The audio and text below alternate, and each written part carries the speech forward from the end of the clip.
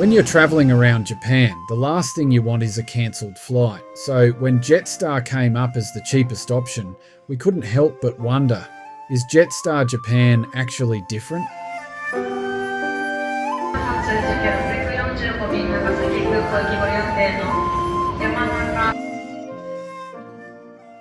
We landed in Tokyo last night after about 24 hours without sleep. Naturally, instead of resting, we're back at the airport the next morning because this channel thrives on chaos and caffeine. So we just arrived in Japan last night, had a good night's sleep. We haven't slept much for about 24 hours, and now we're back at the airport again to catch a Jetstar flight off to Osaka. Today we're making our way down from Tokyo to Osaka. Narita Airport has 3 terminals, and we're in Terminal 3, the one filled with budget airlines, confused tourists, and people clutching convenience store breakfasts. So there's 3 terminals here in Narita Airport. We're in Terminal 3. That's where all that budget domestic carriers go, although there are some international flights. And we just had amazing breakfast. Speaking of breakfast, this was our first time experiencing a Japanese convenience store, and wow, it absolutely lived up to the hype. Honestly, our jet-lagged brains had no idea.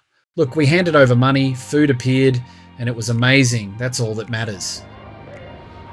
Then, fueled by sugar, caffeine, and pure confusion, we headed to our gate for the short hop down to Osaka.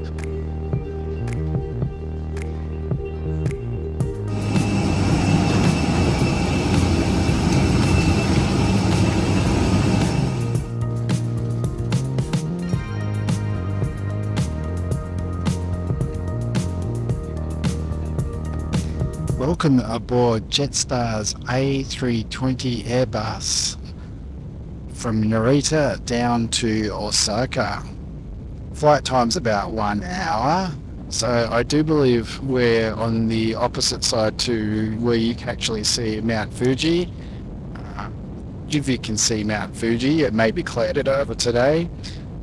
So there's no official onboard service, although they do have some menu items to choose from. I have to say, this aircraft is very clean.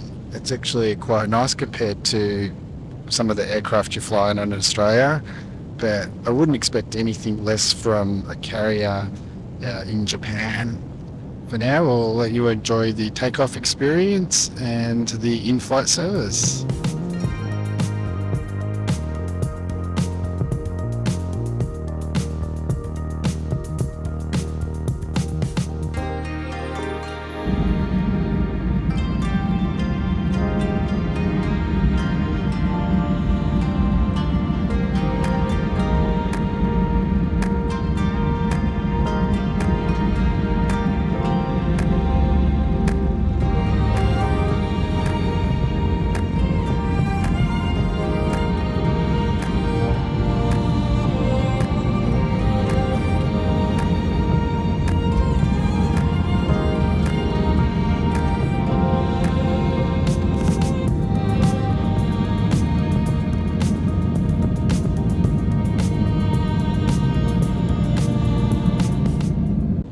So the Jetstar flight from Narita down to Osaka is actually quite a good value option. It probably cost you about, 120 Australian dollars to catch the Shinkansen. Obviously the Shinkansen is actually a unique tourist experience as well, but we're going to actually catch that on the way back up towards Tokyo. Tickets cost us about 55 Australian dollars each for a flight that's similar to Melbourne to Sydney, so it's actually quite a good value ticket. Yay! Now here's the bit you came for. Most people think the best way to see Fuji is from a lake, a lookout point, or a tour bus. But flying between Tokyo and Osaka on a clear day gives you an absolutely unbelievable view, one that looks like it belongs on a postcard. There was just one small problem. We were sitting on the wrong side of the plane. But this is Japan, where kindness is basically a renewable resource. The lovely ladies across the aisle saw us craning our necks like confused giraffes and happily filmed the view for us. Honestly, it's some of the best Fuji footage we've ever had. So, here it is, Mount Fuji in all its glory, perfectly lit, perfectly framed, and absolutely breathtaking. If you're travelling through Japan, consider this your pro tip. A simple 1-hour domestic flight might be one of the most spectacular and underrated ways to see Fuji, budget-friendly, fast, and absolutely unforgettable. As for the flight itself, it was smooth, clean, and surprisingly comfy. No drama, no unnecessary extras, just classic Japan efficiency.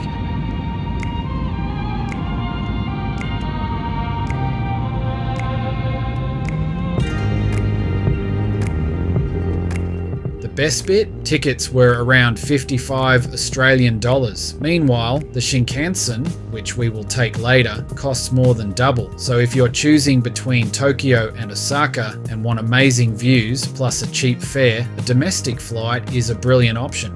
Just remember, Fuji is on the right side. Making friends with the people in those seats is always a great backup plan.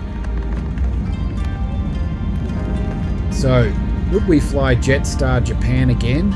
Absolutely. From our experience, it got us to where we needed to be on time, and we'd have no hesitation booking it again for domestic travel around Japan.